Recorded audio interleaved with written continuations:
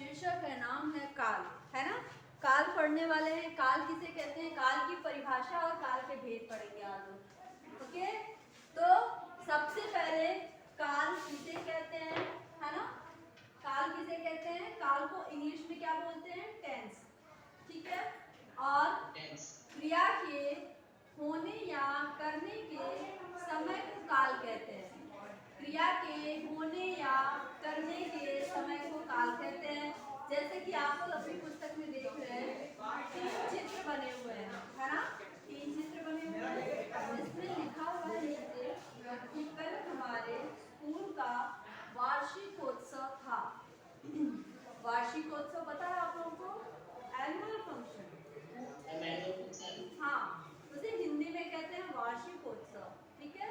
वार्षिकोत्सव में कौन सी संधि है, कौन बताएगा, अमित, अंकित, श्रुति पांडे, कौन सी संधि है वार्षिकोत्सव में, संधि विच्छेद करो, संधि विच्छेद करो। योगेश तिवारी, वार्षिक उत्सव, हाँ बिल्कुल।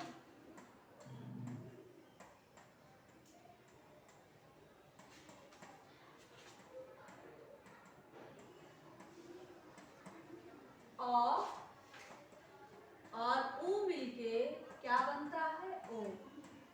ओ किस में आता है, गुण संधि में। तो ये हो गया वार्षिक उत्सव, है ना। और ई मिलके और ई मिलके ई हो या छोटी हो ए होता है, ये भी होता है गुण संधि का उदाहरण। याद कर लो आप लोग, ये भूलते जा रहे हो फिर से। हाँ, इतना अच्छे से पढ़ाया था मैंने ये पाठ आप लोगों को, ठीक है। तो कल हमारे स्कूल का वार्षिकोत्सव था।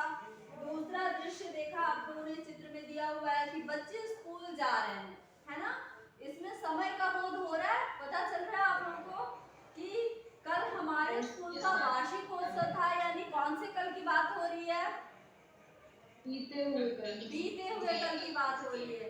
और दूसरा जो पिक्चर है, चित्र है, उसमें दिया हुआ है कि बच्चे स्कूल जा रहे हैं, ये कब की बात हो रही है,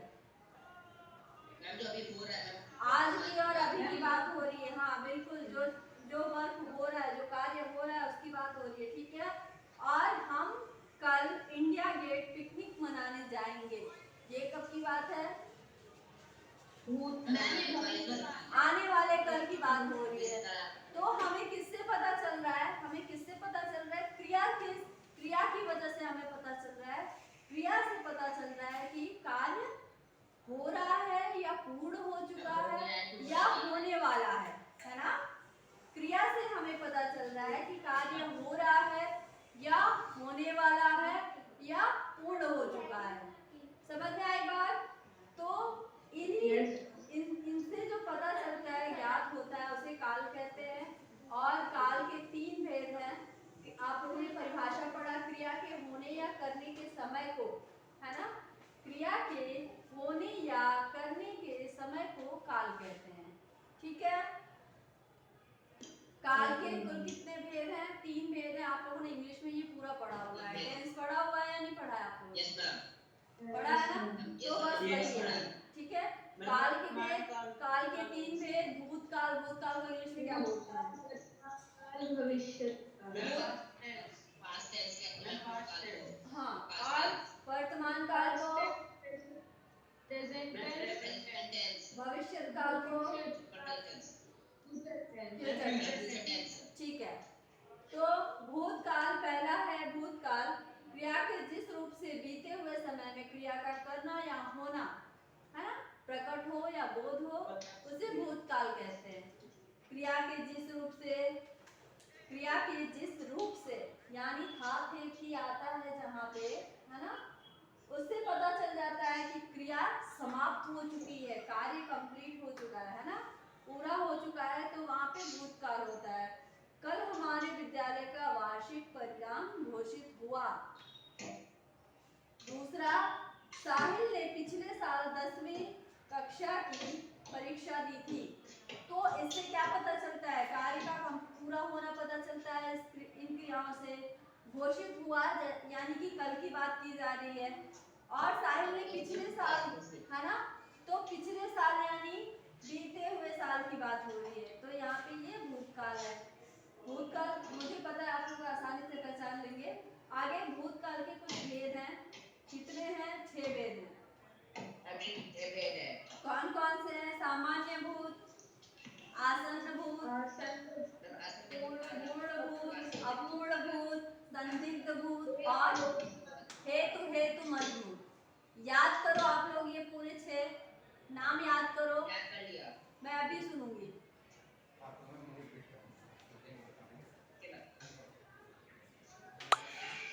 जल्दी याद करो।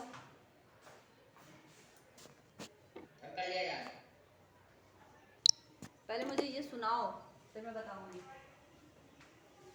मुझे याद हो। सुनाओ अंकित, नाम बताओ।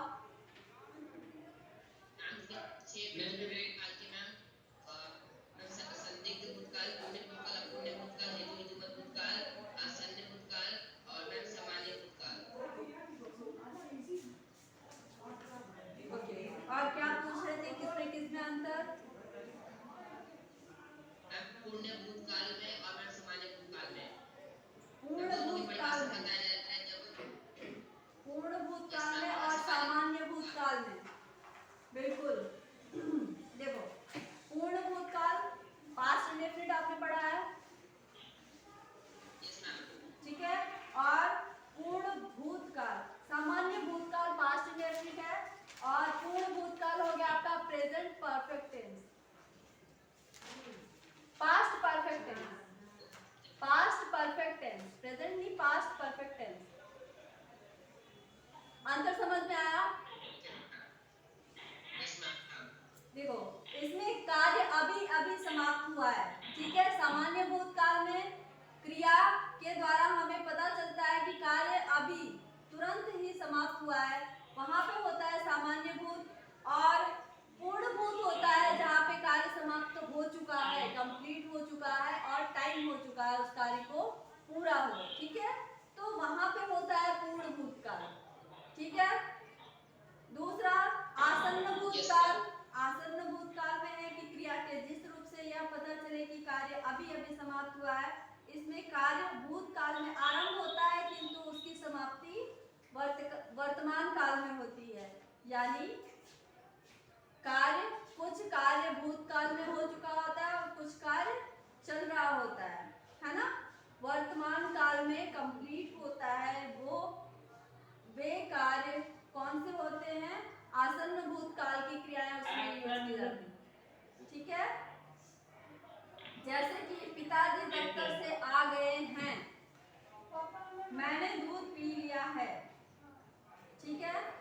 मैंने खाना खा लिया, हाँ, खाना खा लिया है।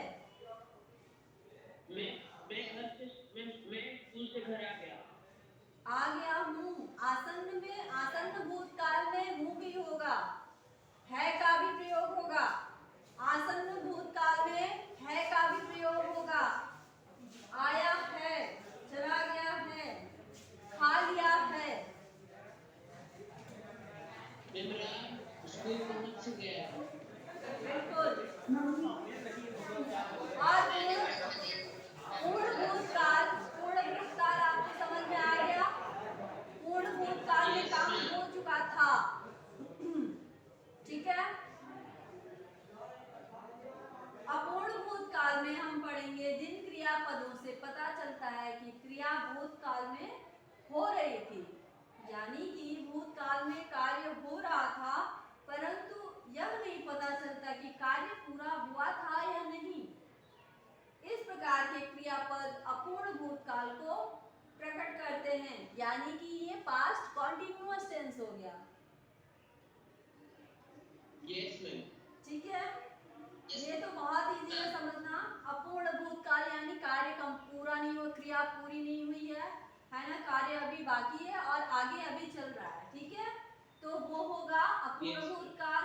नेक्स्ट संदिग्ध भूतकाल, जिन क्रियापदों से कार्य के पूर्ण होने से संदेह हो, कार्य के पूर्ण होने में संदेह हो, वे संदिग्ध भूतकाल कहलाते हैं।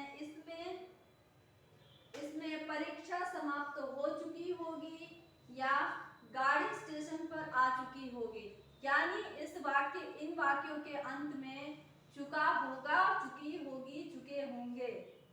संदिग्ध का अर्थ होता है संदेह, ठीक है, संदेह होना।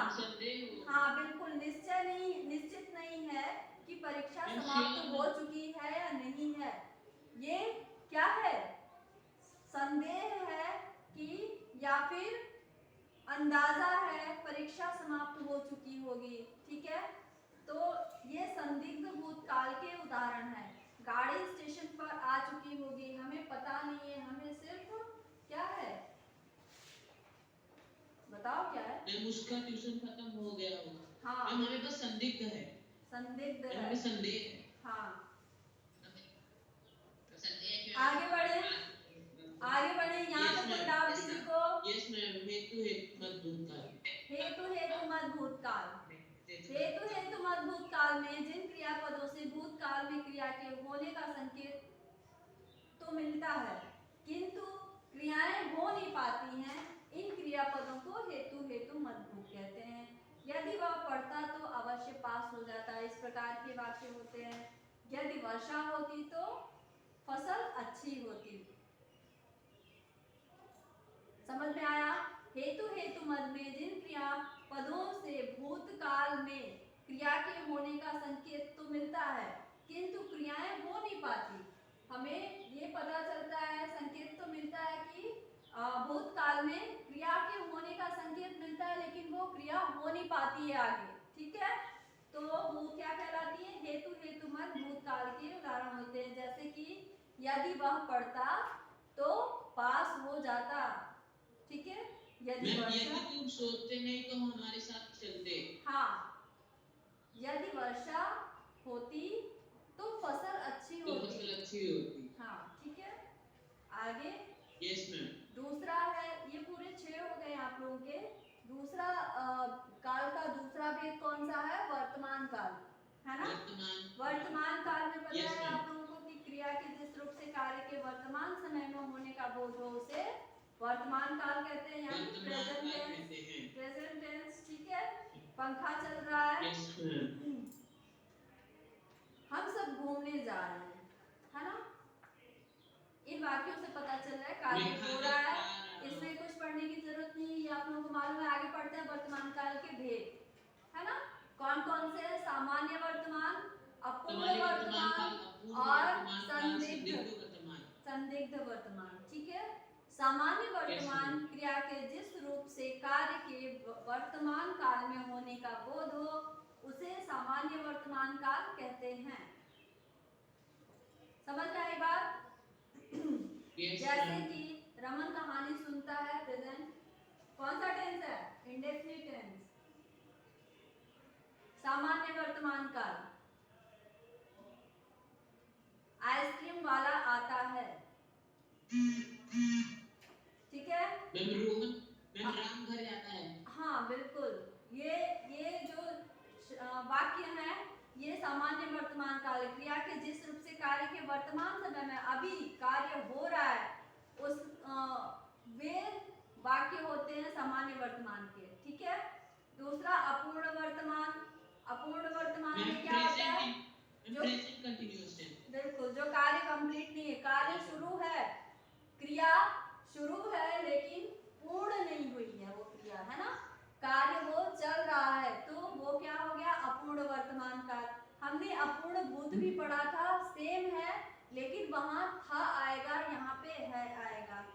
अंतर समझ में आया? Yes ma'am. हाँ, वो भूत काल में है। घर बना रहे हैं। हाँ बिल्कुल, अपूर्ण भूत और अपूर्ण वर्तमान, समझ में आया?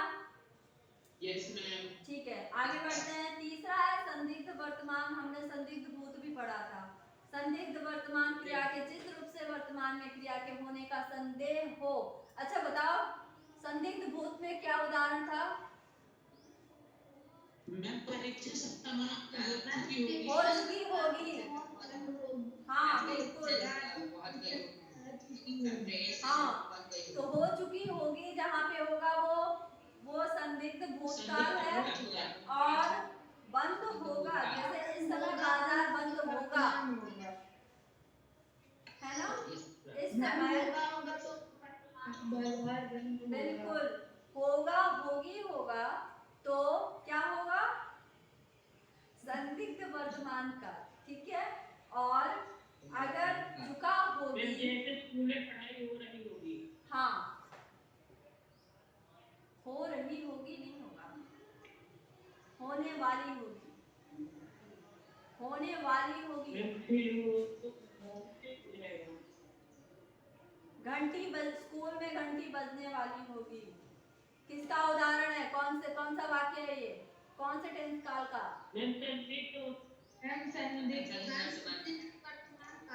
ठीक है, आगे तीसरा है भविष्यत काल। क्रिया के जिस रूप से आने वाले समय में उसके करने या होने का बोध होता है, इसमें आने वाले समय की बात होती है ना? आने वाले समय में जो क्रिया होती है उसे कहते हैं भविष्यत काल। भविष्यत काल में दिया हुआ है कि चपरासी 8 बजे स्कूल की घंटी बजाएगा, हम कल अप्पू घर जाएंगे। इन वाक्यों में बजाएगा, जाएंगे क्रियाएं आने वाले समय में होने का संकेत दे रही हैं, यानी ये क्रियाएं जो है वो आने वाले समय में होंगी या की जाएंगी। तो ये किसके हैं? भविष्यत काल के उदाहरण है। अतः यह भविष्यत काल है। कितने भेद हैं आपकी बुक में दी हुई है? कितने भेद हैं? 2 भेद हैं, सामान्य भविष्यत और संभाव्य भविष्यत। संभाव्य भविष्यत वही है संदिग्ध भविष्यत है। संदिग्ध भूतकाल हमने पढ़ा, संदिग्ध वर्तमान पढ़ा, और वही संभाव्य संदिग्ध एक ही बात है, संभाव्य भविष्यत होगा। आगे पढ़ो, सामान्य भविष्यत किसे कहते हैं? क्रिया के जिस रूप से आने वाले समय में उसके करने या होने का उसे सामान्य भविष्य काल कहते हैं। हाँ, जैसे हम कभी सम्मेलन में जाएंगे, कल क्रिकेट मैच होगा। फ्यूचर टेंस का कौन सा है? 4 पढ़ते हो ना हम लोग? सिंपल फ्यूचर टेंस वही वाला है, ठीक है। नेक्स्ट, संभाव्य भविष्यत। संभाव्य भविष्यत में क्रिया के जिस रूप से आने वाले समय में कार्य के पूर्ण होने में संदेह या संभावना हो, है ना, उसे संभाव्य भविष्यत कहते हैं। जैसे कल, शायद कल वर्षा हो। जैसे शायद मैं कल स्कूल आऊं। हाँ बिल्कुल, हो सकता है मैं कल दफ्तर से जल्दी आ जाऊं, ठीक है। तो ये संभाव्य भविष्यत में शायद या संभावना व्यक्त करने वाले कुछ शब्द होते हैं, जुड़े होते हैं। संभाव्य भविष्यत काल के वाक्यों में शायद या संभावना व्यक्त करने वाले शब्द जुड़े होते हैं। जैसे कि इसमें क्या है? हो सकता है, ठीक है। दूसरा वाक्य जो है हो सकता है, ये क्या है? संभावना व्यक्त किया जा रहा है कि हो सकता है, संभव हो मैं कल दफ्तर से जल्दी आ जाऊं। तो बच्चों हमने पढ़ा काल, है ना। इसमें आप लोगों ने काल की परिभाषा पढ़ी, काल के भेद पढ़े, और उन भेदों के भी उपभेद पढ़े आप लोगों ने। तो आप लोग का होमवर्क है कि आप लोग चार्ट बनाएंगे। किसका? काल का।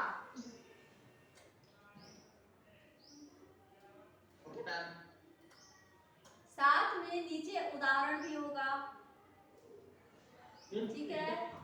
काल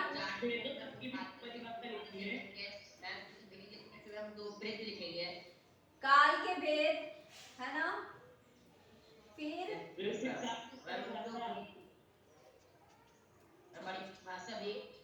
नहीं, फिर इनके भेद। इसमें कितने हैं? कुल 6 हैं। प्रिंसिपल। ओके।